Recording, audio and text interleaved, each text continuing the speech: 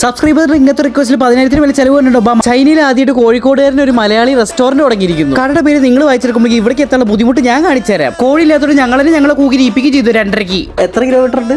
415 kilometre. Video കാണുന്നവരൊന്ന് maximum like ചെയ്തിട്ടാണ്. അത്രയും ചെലവുണ്ടേ, സ്നേഹം മാത്രം.